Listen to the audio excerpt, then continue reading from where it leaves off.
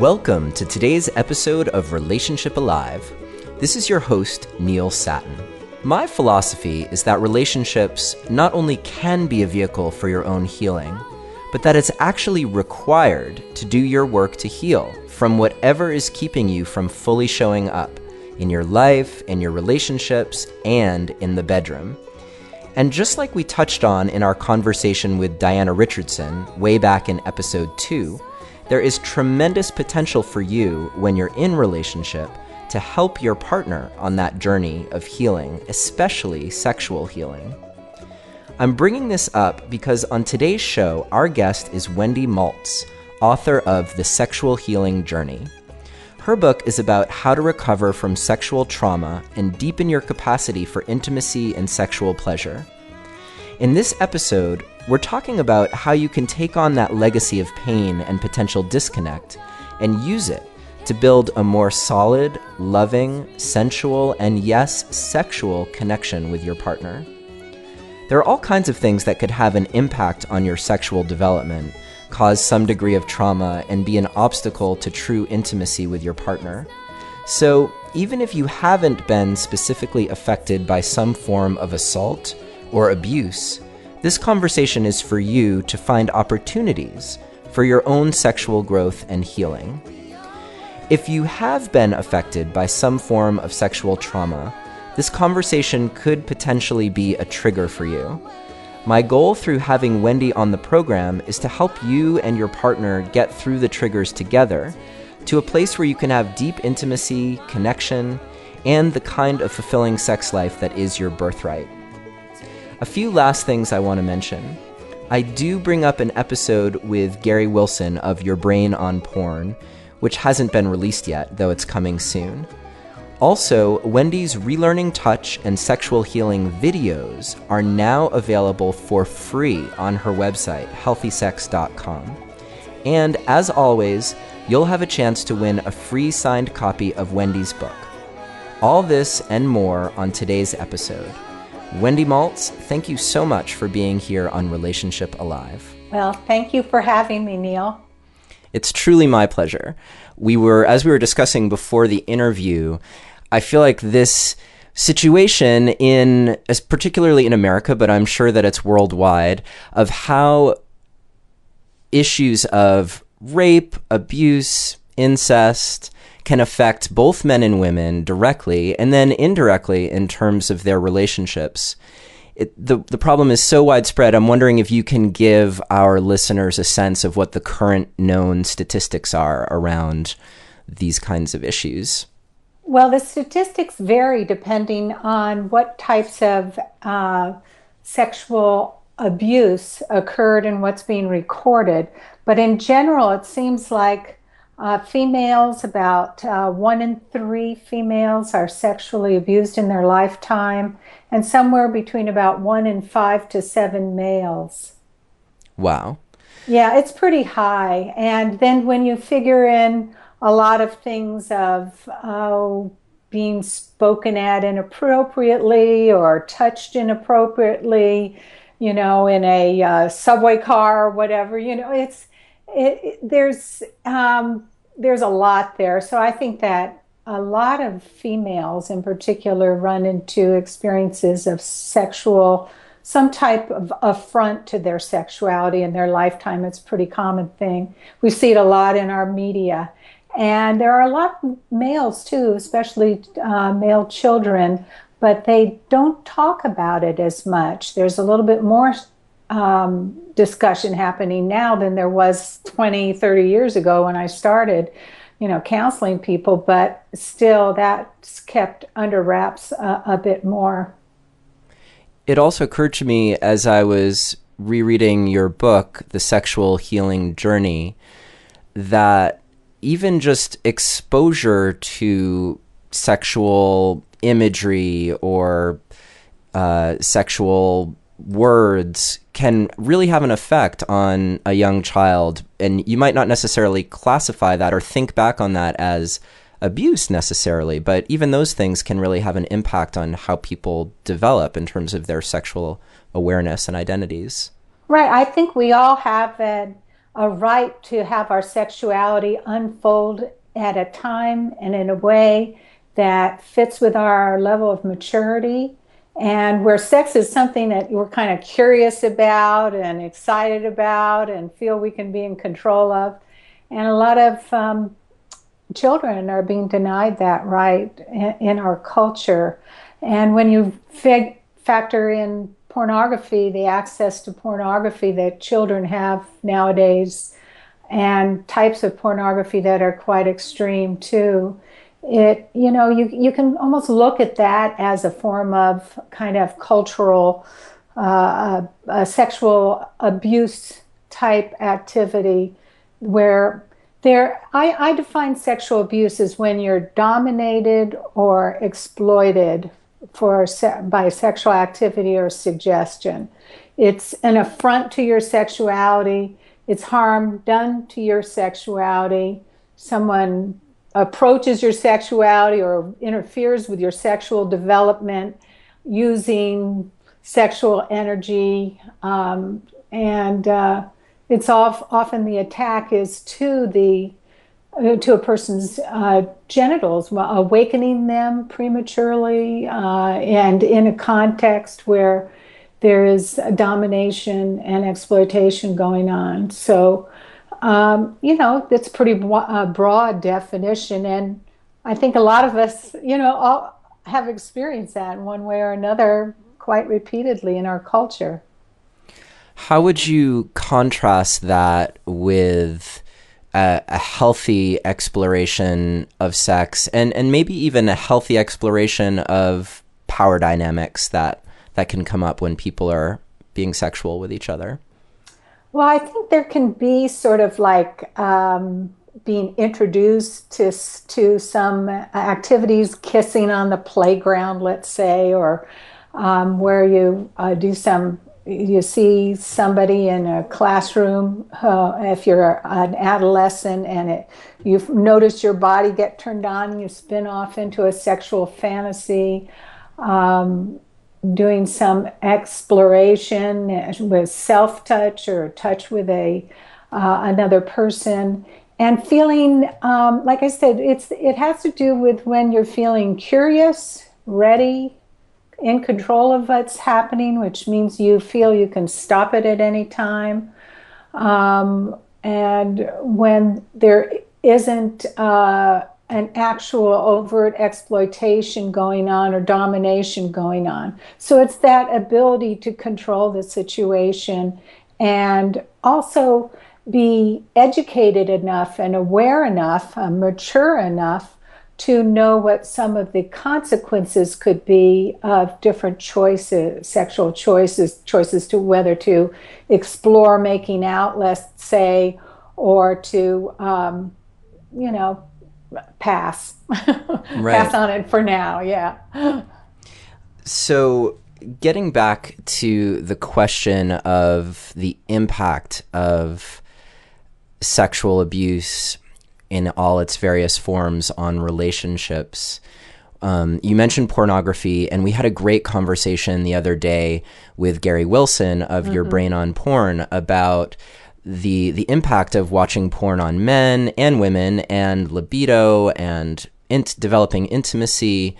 And I mentioned this to you offline, that it suddenly occurred to me, oh, this is like the other side of the coin for, it's kind of the dark issue of men primarily in relationships. And when you talk about 1 out of 3 women having gone through some form of sexual abuse or assault, suddenly you realize, like, oh, well, this is almost like the corresponding thing that lots and lots of women, and certainly some men as well, are going through. Can you talk about that a little bit? Yeah, well, I mean, pornography has been called by feminists a manual for rape. I think that's kind of extreme, but, it does show people being used as objects, women in particular, and children. And it shows sex as a form of power often. There's a lack of intimacy. And becoming involved with pornography, especially today's high-speed internet porn, and where it's on demand, it's right there, it can often be the first sexual experience that a youth, either male or female, has, where they feel their sexual energy awakened, or they have are having their first orgasms with self-stimulation to pornographic images. It kind of gets in there with some early conditioning that doesn't match up real well with then learning skills that help with developing self-control, intimacy, and having a rich, sensual-based sexuality, pleasure-based sexuality unfold, where you're really in the moment. You're not like dissociated into a fantasy of an image, but you're really in your body, in your breath, in your movement, in your feelings for, if you're with a partner, for the partner, or even just your feelings about nature and your own marvelous body. You know, if you're with yourself, it gets in there early. Pornography gets in there early and starts creating these associations, like where you get dependent on this product. And it's kind of like fast food or junk food or whatever. You don't learn to really enjoy really good cooking, home cooking, or marvelous desserts and meals that are rich and nurturing and nourishing. So yeah, it's kind of sad what's going on. I don't think we're even as a society all that conscious of what's happening to this whole generation. But it can potentiate sexual abuse, because sexual abuse is often shown without any consequences. I've heard umpteen stories as a therapist of victims of sexual abuse saying that their perpetrators got the ideas for what they were doing, like an older brother got the idea to sexually abuse them from exposure to pornography, or people turning to sexual abuse because they saw types of abusive children. 1/5 of all pornography on the internet is child sexual abuse. It's pretty high. Wow. Yeah, and so people see those images, even if or they get those ideas, and even if they have like over 18-year-olds dressed up as children or whatever, or watching cartoon porn that involves children, it lays some associations. It sort of says, I really hate the term kiddie porn. It's like, what? This is not playground stuff. This is, anytime there's an image of a child being sexually in child pornography, that is child abuse pornography. That is a crime scene that you're watching. And people can get very confused, because sometimes they can get aroused to and then worry that they're a pedophile or will be, or just feeling lots of shame and guilt. So there's a lot of negative repercussions going on, but people aren't sitting around talking about it like, a young male, let's say, who's 12 or 13 years old. He's not like going to his parents and saying, I saw this thing on the internet and it freaked me out, and then I got excited by it sexually. What does this mean? So a lot of the negative repercussions from sexual abuse for victims of all kinds get really occur because the victim is left in isolation, without support, without guidance, without somebody saying, oh, this is what you experienced, this is why that stuff exists, and your reactions were normal given the circumstances of the way you were being traumatized by what you were seeing or being exposed to, or by the person who was touching you.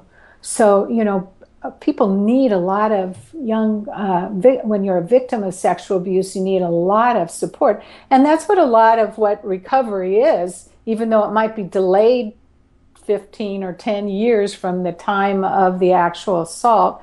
It's people getting comfort, getting reassurance, getting information that can help them to understand what they experience and be able to talk about it, to grieve over losses, and to then develop and learn new skills that can help them to move beyond the trauma. Sexual abuse is not a type of trauma that, heals itself over time in isolation. So what are some common problems that people might experience in a relationship that you might be able to trace back to one of the people, or both for that matter, but at least one person having been a victim? Well, you can have fear of sex or withdrawal from sex, approaching sex as an obligation, having automatic reactions come up to touch, like disgust or guilt or shame, having sexual functioning problems, the whole gamut there from premature ejaculation to erectile difficulty, impotence, if you will, and low sex desire, painful intercourse for females, and difficulties with having an orgasm. So you can have, specific sexual dysfunctions that can be traced to reactions and repercussions of abuse. You have intrusive sexual fantasies, not feeling present during sex, feeling dissociated, and there's a lot of different ways it can go with different types of repercussions. Knowing the repercussions can help a person say, oh my gosh, I'm not going crazy, or I'm not unsexual, I'm not, like my nature isn't asexual. It's that, oh my goodness, I experienced something and I'm having what are normal, understandable reactions to the sexual assault I experienced.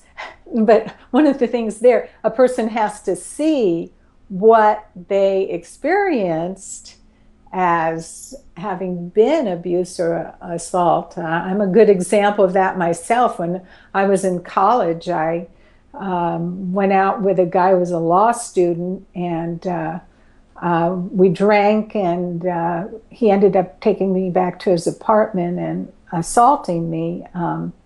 And at the time I thought, I shouldn't have drunk. What was wrong with me? I was scared, very scared during it. It had a violent nature to it, but my thoughts were just to get out of there. And it wasn't until I actually, kind of became a counselor, was looking at things, looking at my early experiences differently than I went, and writing these books on sexual healing, that I went, oh my God, what I experienced was a date rape, And so we often don't label our experiences because we feel so much shame about them, or they seem normal or whatever, to the society, the culture we're part of. But then to go, oh, okay, so that's why that type of touch terrifies me, and you make a connection and you go, okay, now I understand, or that's why I have these unwanted fantasies about this, because I'm trying to figure out still what happened to me, or it's a repercussion from this early abuse. That's why I think it is good on some level to look at premature exposure to pornography, or certain types of pornography, or a lot of exposure to pornography, like a lot of kids are having now, can be seen as behaving in ways such as traumatizing children. Right. And I just want to mention too, one of the reasons that this conversation was so important to me personally is that I've experienced what it's like to be with a partner who is a survivor from abuse, and so it's had a huge impact on me personally. And through reading your book and really exploring how it had impacted me and getting more of a sense of how that experience could have impacted her, it really opened up my eyes to a totally new way of experiencing the patterns that had come up in our sexuality. Because it's pretty easy, I think, to look at something like, well, my partner doesn't seem interested in sex. And suddenly you're like, you have a sexual problem where you're talking to a sex therapist about, well, how do we get more passion in our relationship? And you might be totally overlooking the obvious, like, oh, when I initiate sex, my partner gets triggered and dissociates. And so, of course, there's like, right. No sex happening. So how would someone... Is there a way that someone could definitively know this is an issue that I should really be looking at for myself, whether you're a survivor or the partner of that person? Well, I think it's good if both people become very educated about sexual abuse and its repercussions to be able to identify if, the possibilities of different responses being related to unresolved issues that correspond with the early sexual abuse. I really feel my heart goes out to partners of survivors because they often are in the dark with what's going on and take it personally, can feel inadequate, and just the isolation they feel and the lack of love and feeling love but not having it, feeling physical love and not having it reciprocated in a relationship. And they often, intimate partners, make some big boo-boos and mistakes in terms of what they think they'll, go out and buy a dildo or whatever for their partner, thinking, oh, this is going to excite her because they saw it, in an advertisement on the internet or something. It's like, whoa, that's like could really re-trigger, and maybe there was a positive intention or getting some lingerie, sexy lingerie, but it makes the survivor feel like a sex object or like having to perform, which might have been some feelings that were related in the experience in the early abuse. It just by the very nature of wanting to be sexual, you can get an unconscious association to the perpetrator that is it's really can wreak havoc in what goes on physically. So this becoming aware, becoming conscious, talking about it together, learning to shift, and rather than be sort of adversarial with each other, and to see like, okay, we're going to become a team and we're going to approach this together. We're going to both learn all we can. We're going to learn new approaches to touch, new approaches to initiating intimacy. We're going to work together to create safety and go slowly. At times you have to kind of go slowly, and the survivor's got to learn through things like the relearning touch exercises to be able that he or she has control of what's going on with their body, and that they can communicate and be present and breathe and feel, and nothing bad happens. And so there's just a lot to work together on. So you have to stop doing the behaviors that are getting in the way, demanding sex or, blaming the victim, things like this, and then shift to, oh, we're going to tackle this together. My husband and I call myself a patchwork survivor because I experienced a number of forms of sexual abuse. But when I was writing the sexual healing journey and describing the relearning touch exercises, and there was this one very simple, very basic one called hand clapping, and you sit facing each other like cross-legged, and the survivor makes up a hand clapping routine and teaches it to the partner. And you think, oh, this is so ridiculous. This is playground activity. What does a couple need to do that? But the reality is you're working on things like being able to breathe comfortably, being able to communicate and be present and relax and have fun. And my husband, Larry, who's this just wonderful guy, we've been married for, I don't know, together nearly 40 years, believe it or not. Great. And he's very athletic, and he has these large arms, and he put his arms up to begin for the hand clapping routine. And I immediately dissociated into being like going back in age. I was like this sort of kid, and I said, because he's taller than I am and bigger, and his arms were big and all. And I mean, this is Larry. He's my buddy. He's my lover. He's my friend, and it just really blew me away that one of the very simplest relearning touch experience, me, this author and sex therapist or whatever, I like I was dissociating in. And it was because I was really trying to be present, and not dissociate. I was trying to really be there with him. And then I got in touch with the reactions. So he said, rather than him getting upset with me and go, Wendy, it's just me, or, can't you relax, or, I'm not going to hurt you, or anything like that. He just kind of went, well, is there anything you can think of that you need that would help you to feel older, or, to not go back in years and feel like a kid again or whatever? Is there anything that you can think of that we could do differently that might help you feel better? So I thought, and then he said, well, what about if you sat on a pillow or a cushion?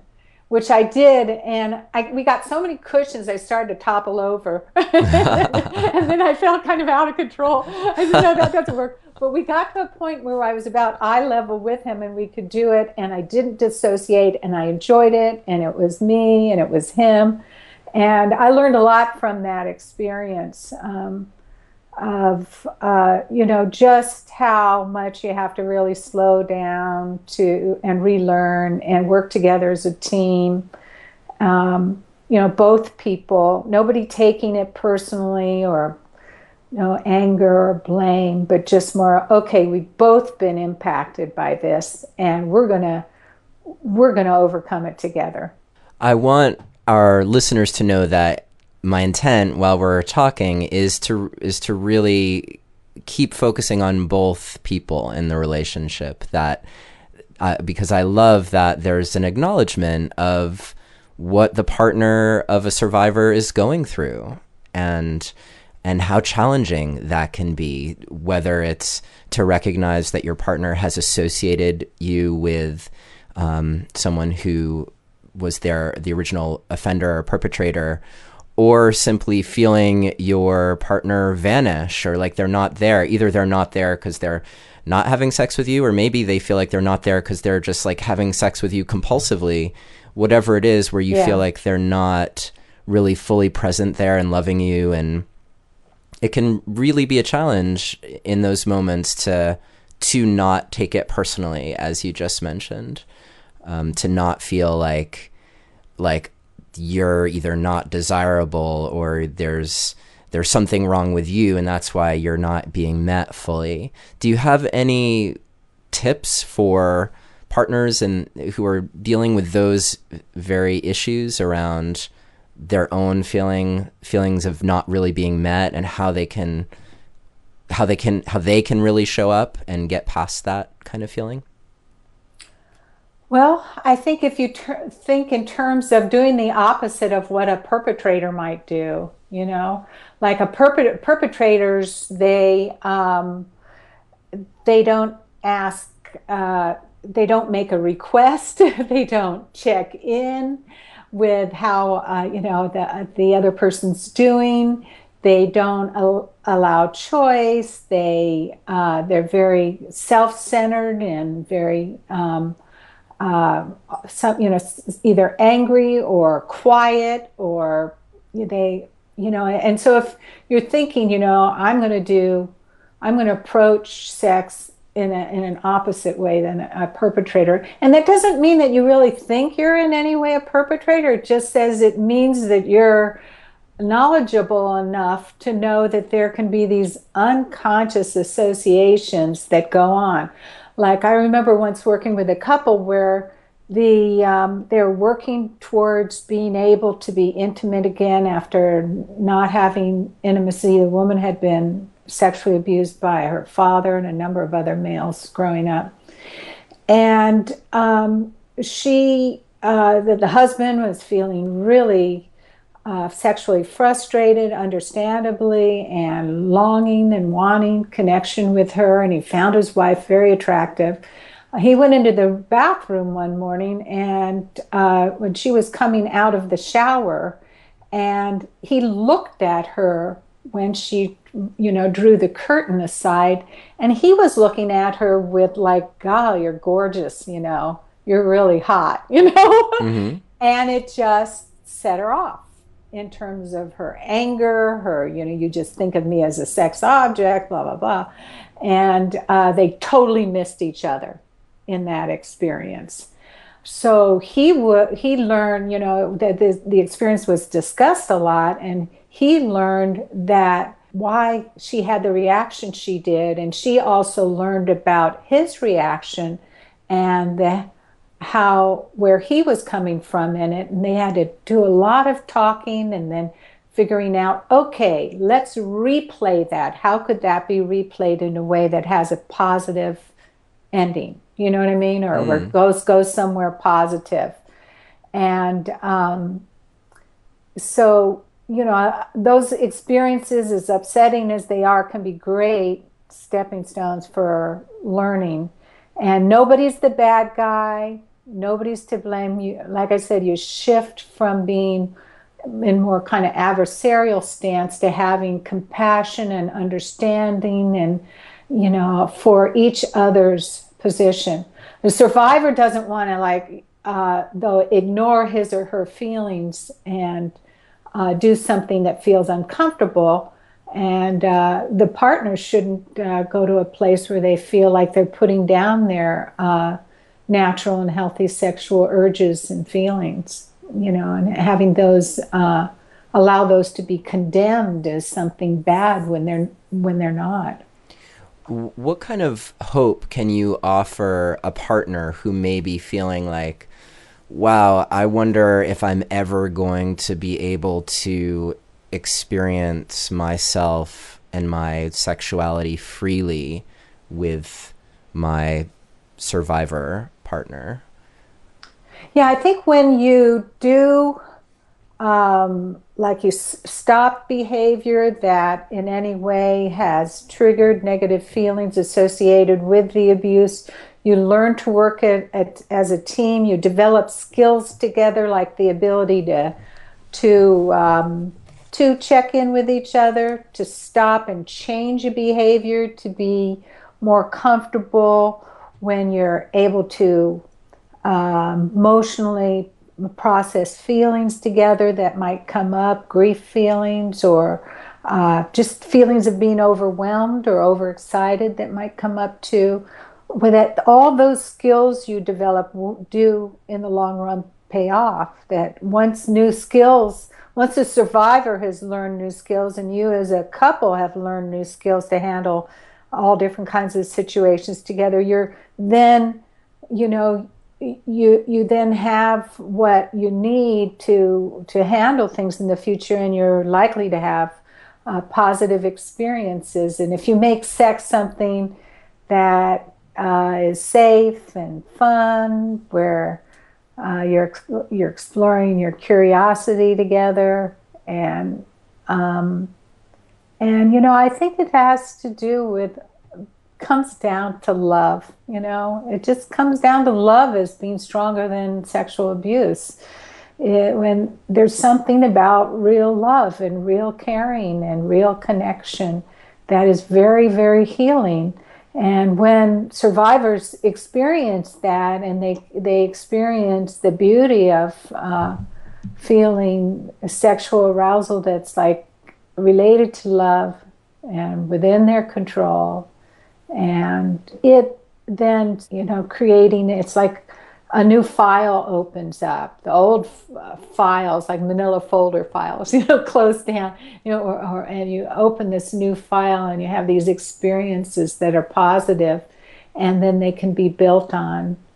And, you brought up something a little earlier, Neil. I often, when I'm talking about repercussions from sexual abuse, will talk about the fear of sex and avoiding sex and withdrawal from sex, but this compulsively wanting to engage in it or needing to engage in it, or compulsive masturbation, or a lot of sexual addiction / compulsive kind of behavior can also be a repercussion from sexual abuse that gets in the way of intimacy, and that a couple needs to learn to understand and work to address together. Yeah, one thing that made a huge impact on me, it was with a conversation that we had with Marnia Robinson of Cupid, who wrote Cupid's Poisoned Arrow, about how you can actually do this style of sex called carezza, or some people call it slow sex, that's all about fostering intimacy and fostering the bonding hormones that you release with your partner. And it occurred to me, in the context of healing from sexual trauma, that especially because in your book I was reading the distinction that you were making between sex and intimacy, and how amazing it can be for partners who think that what they want is sex with their partner, to actually discover, oh, what I really wanted was this profound connected intimacy that you can be experiencing before you're even having sex necessarily. Yeah, where your touch is really wanted and really enjoyed, and where you, through your touch, can create pleasure in your partner that your partner appreciates.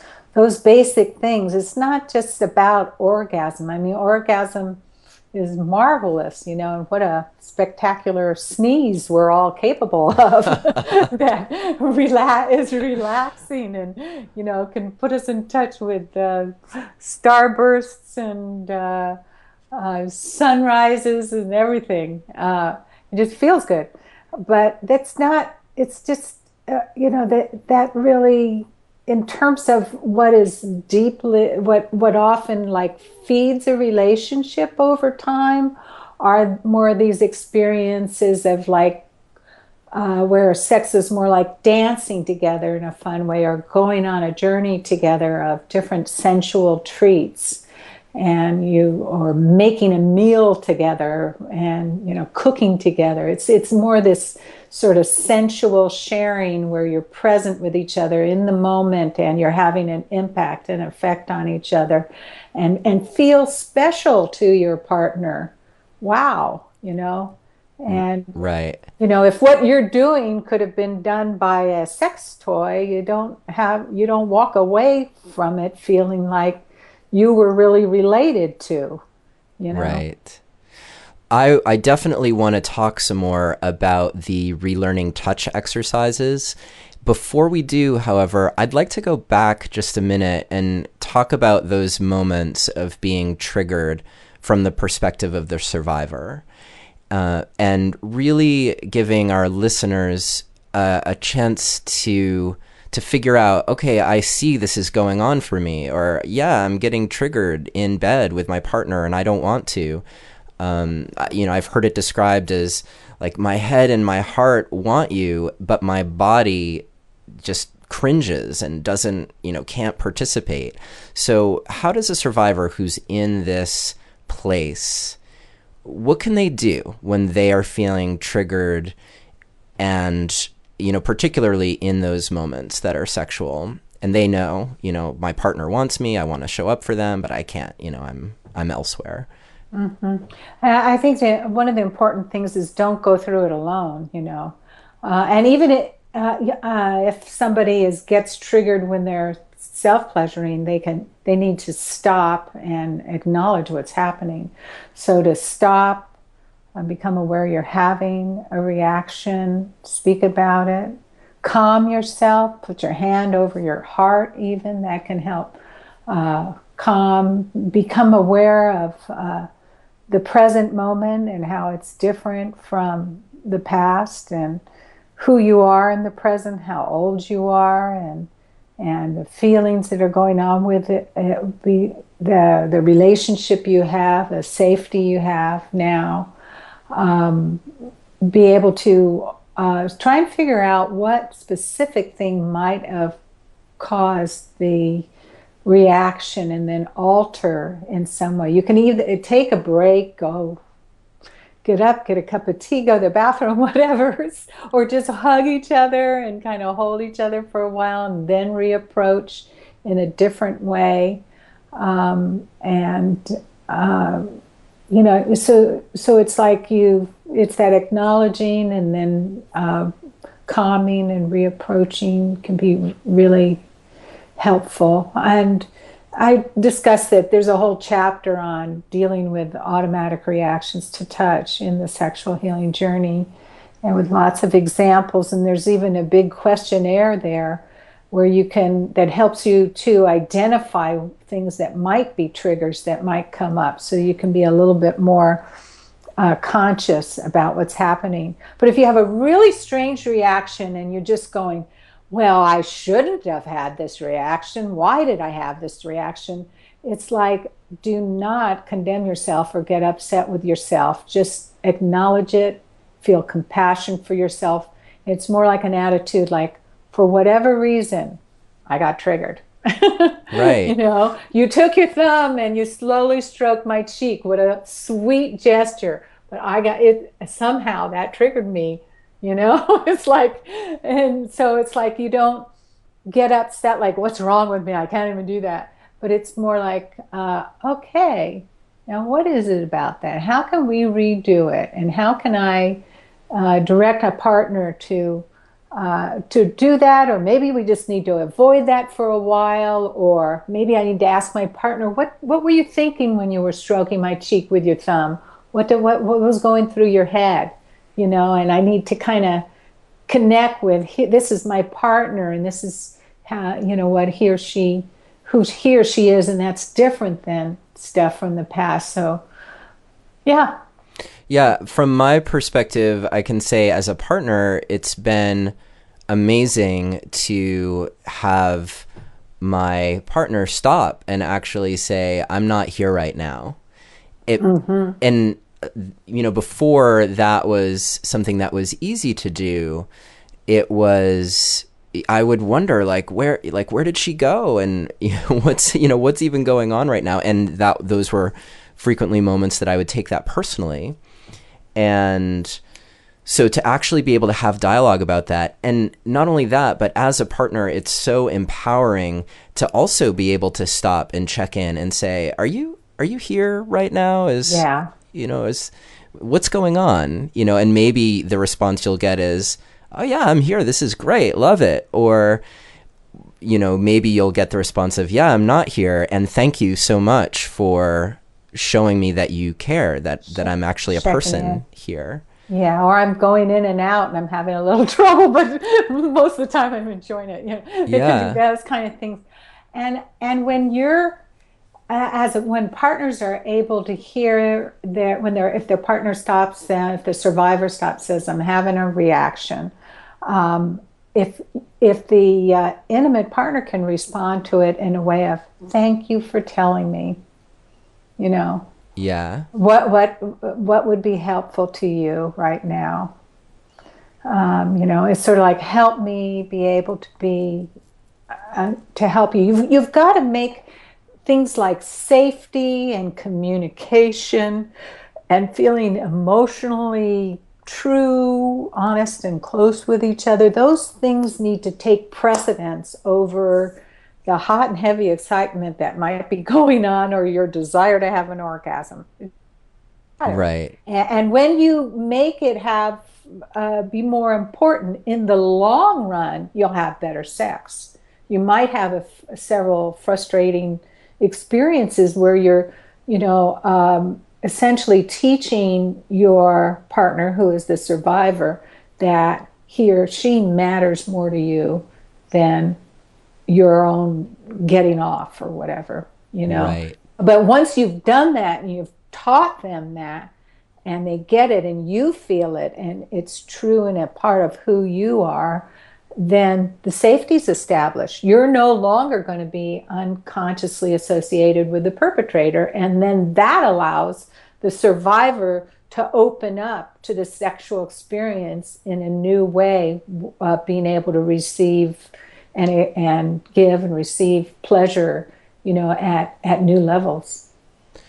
Yeah, and your exercises, which I'd like to talk about in just a moment in the book around relearning touch, seem like they're a great way of really getting from the most safe possible kinds of touch and interaction to places that are truly sensual and yet still safe, and always coming back to that context of safety and trust that you're building with your partner.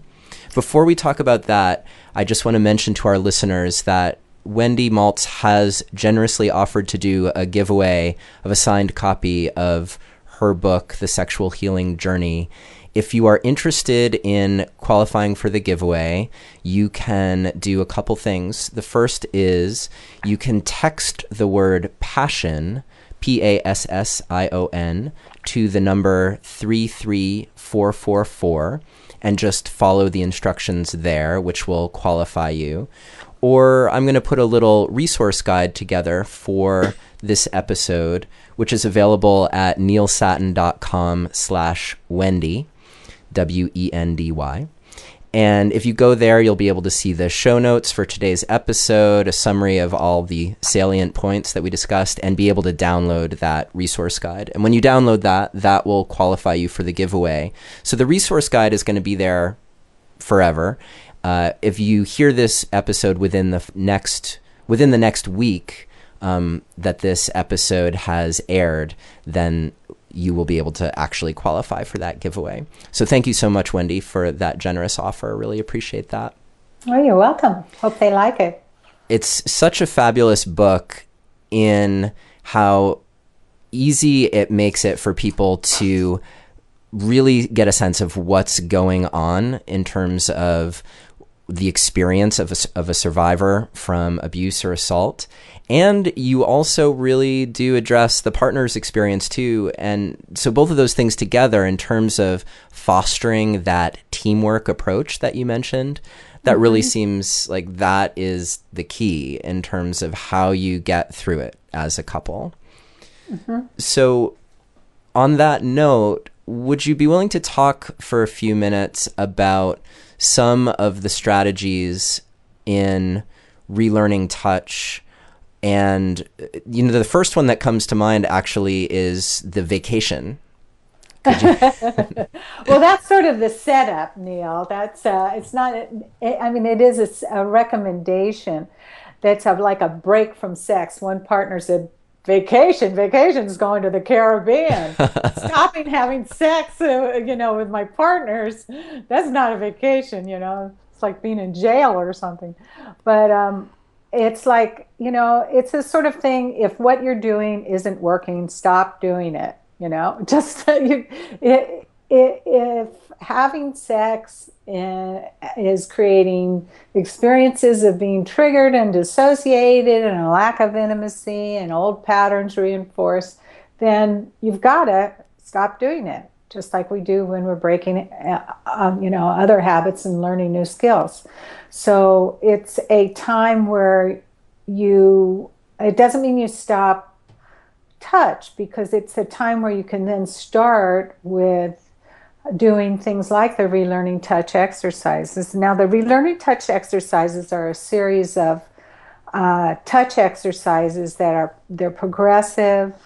They develop skills, like I had said, for being able to relax, communicate, and be present in touch activity. And they can be done with clothes on. Usually start out with clothes on. They can be done with clothes off. They can be done there are lots of variations. You just use them as sort of like ideas that you then create your own kind of touch healing program from. They teach the ability to speak up, to initiate touch, to associate touch with positive feelings like for having fun together and the playfulness, and also a sort of nurturing therapeutic touch. They allow you to create like a continuum of touch, and I talk about continuums of touch in the book, The Sexual Healing Journey. But where you can just slowly, step by step, move towards more overt sexual activity. So you start with non-sexual, and then you can integrate some of these skills and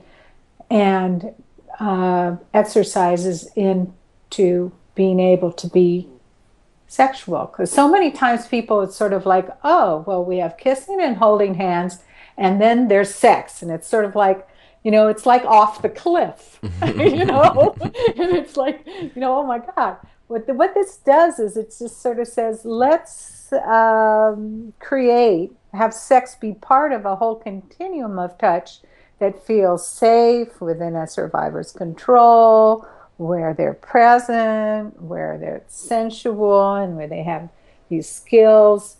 And when you're sexual, it's just sort of like, oh yeah, I can do this with sex. Too many times survivors and partners think, oh, well, if we can I think we can have sex now and it will work. But if they haven't developed these skills together and developed this, like I said earlier, new file of experiences that they can, flash back on and with positive experiences, and it's very hard to just you can't snap into it if you don't have those skills developed yet. Right. And you're just going to run into negative experiences. So taking a break from sex, and then that's where the partner needs to, take care of him or herself in terms of their sexual drive and need for release. And when you become this team in being able to develop these new skills. They are very well shown in the Relearning Touch video, because that's based on the exercises that are in the book. And you can see a free clip of that if you go to my website, healthysex.com. I think I was telling you, Neil, you scroll down on that first page, and it says for a free, or to see a clip from Relearning Touch. And it will show the hand-to-heart exercise. It's a beautiful exercise of a couple being able to communicate positive feelings and appreciations for each other that emanate from the heart, move down the hand, out the palm into the partner's heart, and then are sent back to you through the partner's circle of this flow of loving energy.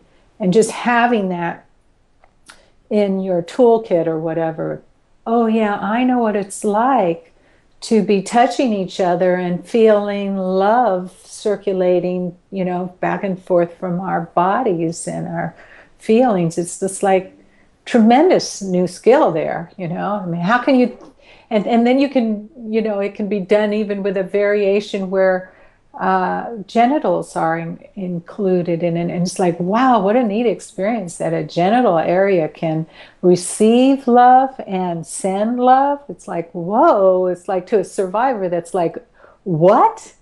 Like, what are you talking about?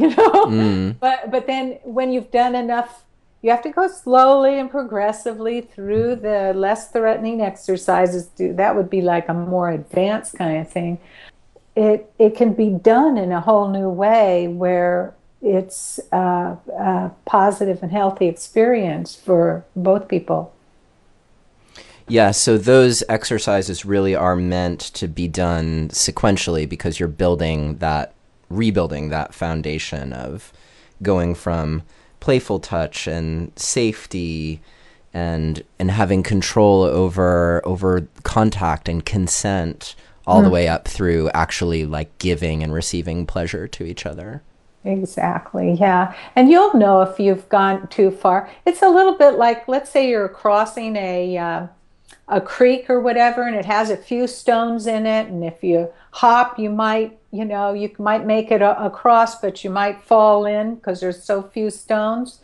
And what the relearning touch exercises does, it allows you to put in some bigger rocks there that you can step across with, and you build a safe journey across, a little bridge to go across based on all these different experiences where you've gained new skills. It's really amazing. I hear, I'm towards the end, of like treatment with people, they're just saying like things like, I never thought sex could be this way. My whole idea of sex has changed. I really see now that what happened to me was abuse. It wasn't a healthy sexuality, and I just think differently when I think about sex. I think in terms of giggling now, or in terms of,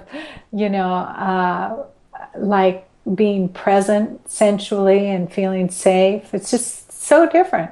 That's what I like. Sex is infinite, and if, some of us were, we suffered the misfortune of being sexually messed with when we were younger, but that doesn't have to define us. It doesn't have to be the last word on sex.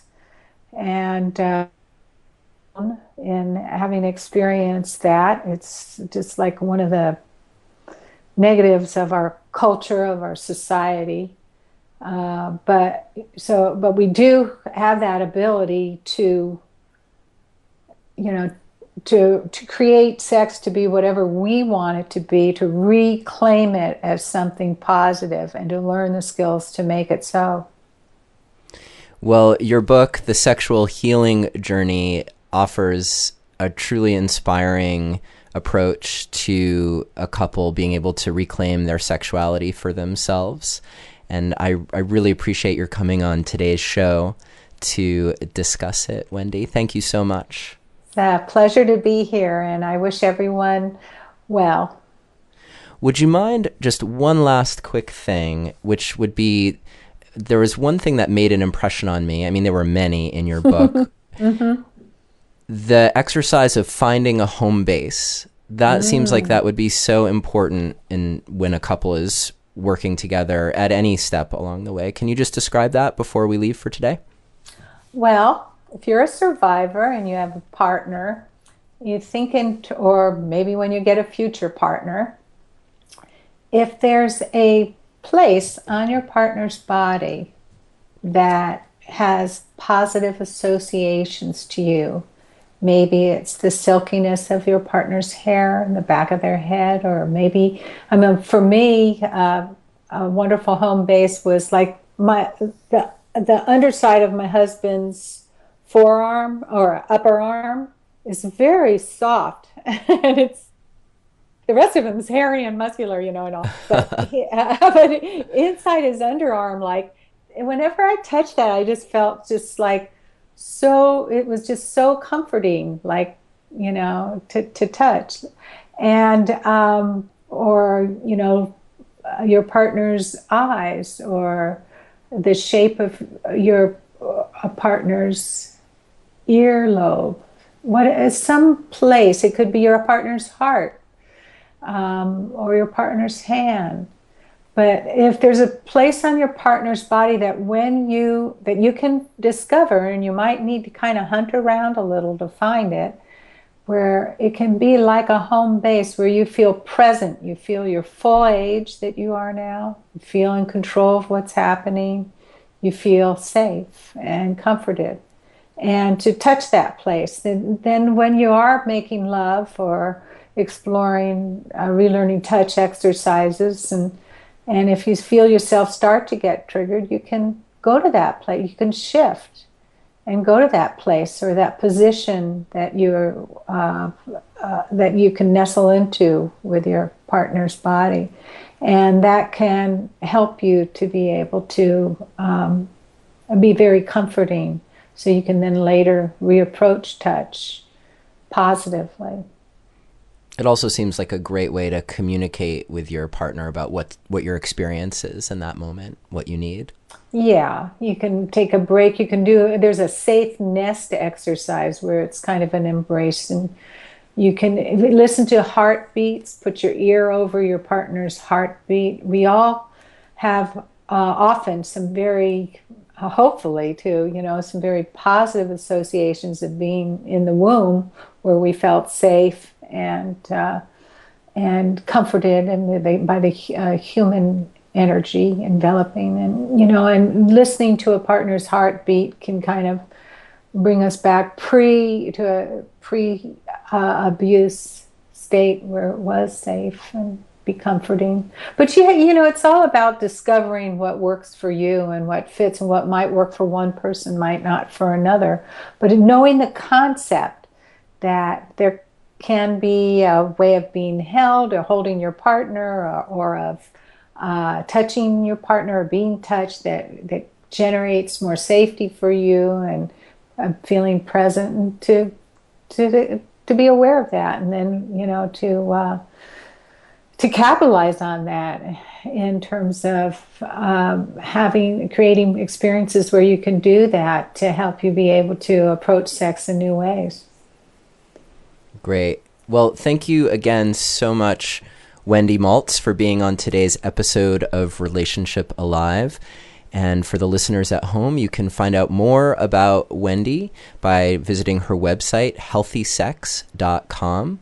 And you can, of course, get her books, The Sexual Healing Journey, among others, through Amazon.com or any other bookseller. And Wendy, thank you so much for being on today's show. You're welcome. Take care. And thank you for listening to another episode of Relationship Alive. If you like what you've heard and want to make it easier for other people to find out about us, please take a moment to subscribe to our podcast and to rate and review us on iTunes. If you have questions or comments or want to continue the conversation, you can always join our Relationship Alive community Facebook group. And for more information about today's episode, visit us online at neilsattin.com/podcast. Or you can always text the word PASSION, PASSION, to the number 33444 for more information. Finally, do you have a burning question that you're hoping we can have answered here on Relationship Alive, either for a future or past guest? Let me know and I'll see what I can do. Take care and see you next time.